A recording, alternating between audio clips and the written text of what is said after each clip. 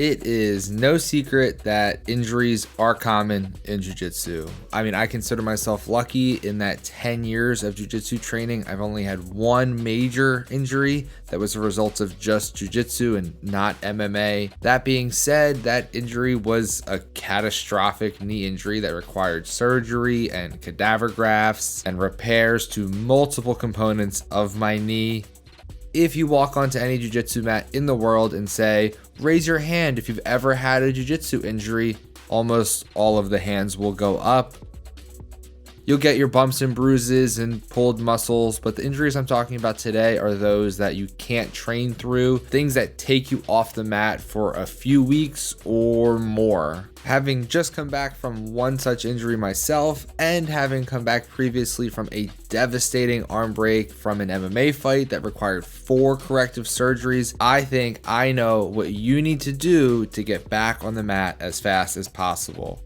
What else I know that you need to do is save 15% at epicrollbjj.com with the coupon code podcast15. I mean, if you're going to be unable to train for a while, you still want to look your best off the mat, and that's where Epic Roll can help with t-shirts, hoodies, joggers, and hats. And after you follow my advice and get back on the mat, Epic Roll will have you looking and training your best in their gis, rash guards, and fight shorts. Don't spend more money on gear that wasn't designed specifically for jiu-jitsu.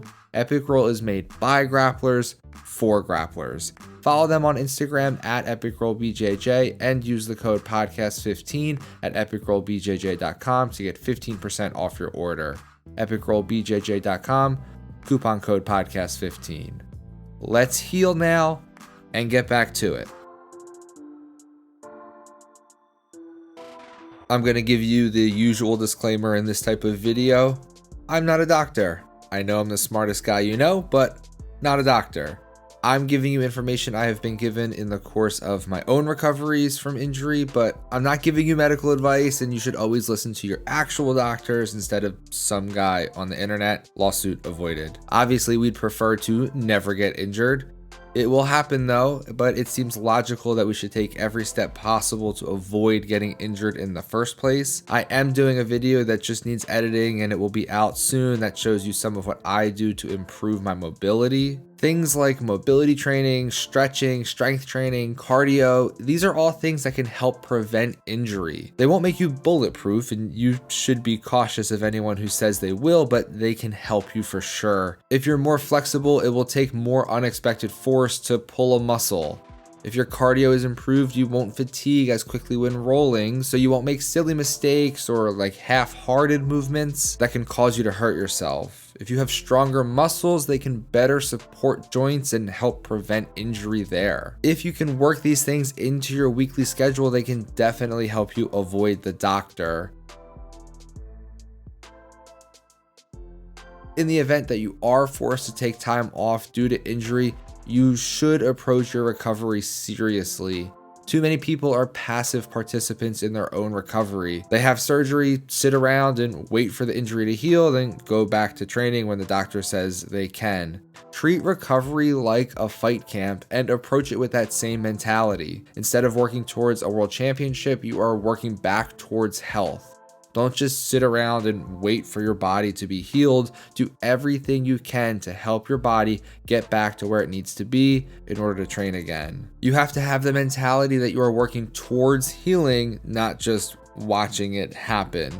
This should be pretty obvious, but do what the doctors and therapists tell you to do, and don't do the things they tell you not to. I think both of these things are hard in their own way. It's really easy to be told to do these super boring exercises to help your injury heal and then to just not do them. Maybe you don't see the point, or you just don't feel like it, or maybe you don't see how that's going to help you. Do it. Do what they tell you to do. Find out from them the exact amount of exercise you're allowed to do every day and do exactly that. No less, and definitely not more. And that's why the other thing I said is hard to do. It's hard to limit yourself. When you are used to being an active person and you train hard, it is really difficult to just sit down and slowly lift your leg up and down over and over. It's not challenging or fun. People overdo and do things they aren't supposed to, and then they set themselves back. Don't be this person. Do exactly what they tell you that you can. Unless you are told otherwise by your medical team, you need to be moving. Sitting around doing nothing all day is not helping you. Movement helps blood flow helps recovery. Being injured and unable to do the things you want to can be incredibly depressing. I know firsthand. It can be very easy to just wallow on the couch and not move except to go to the bathroom or get up to eat. Move. Move, move, move, move, move. No couch potatoing. I don't know if that's a verb. I'm making it a verb. Don't sit around doing nothing. Find a way to get up and move around. Just like in an actual fight camp, your injury recovery fight camp needs to follow a correct diet. I'm not going to tell you exactly what to eat and how many grams of this and how many grams of that, but there are some things that should for sure be a part of your diet as you recover from a major injury, especially a surgery. First of all, you need more calories.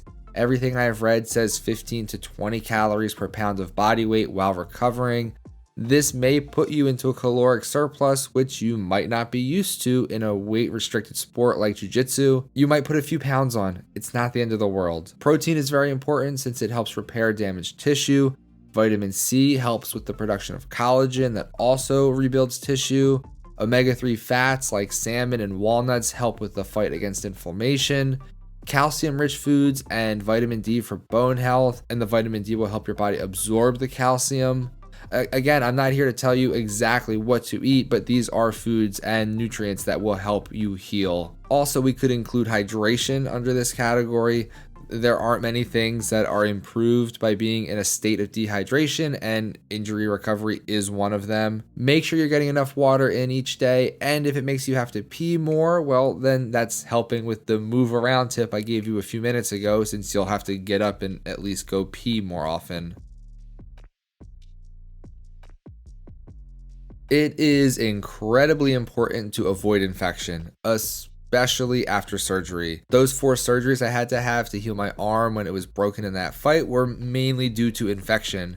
My bone wouldn't heal back together because there was an infection in there, and it took all of those surgeries plus 2 hospitalizations to get it under control. In my case, I did everything the way I was supposed to, and it still happens. You can't 100% eliminate the risk of anything, but you can look out for the signs of infection and do what you can to prevent it. If you've had surgery, keep the incision clean and follow your doctor's wound care instructions. They will tell you what to look out for. I'm not going to ruin my YouTube watch time by putting up images of infected incisions on the screen, so you're welcome for that.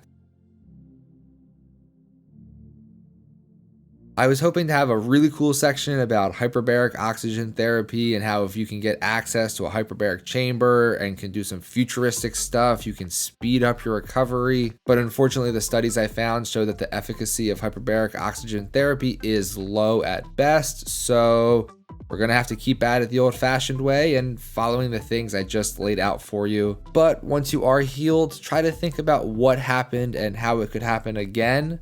What other positions or common occurrences are similar to what happened? For me, I know I should reinforce a calf slicer or a similar motion with the other leg to avoid blowing out my knee again. Obviously, if you had a freak accident and someone rolled into your knee sideways who wasn't even the person you were rolling with, then yeah, not a lot you can do there. But if you got hurt mid-roll, think about why and how and what you could have done to prevent it.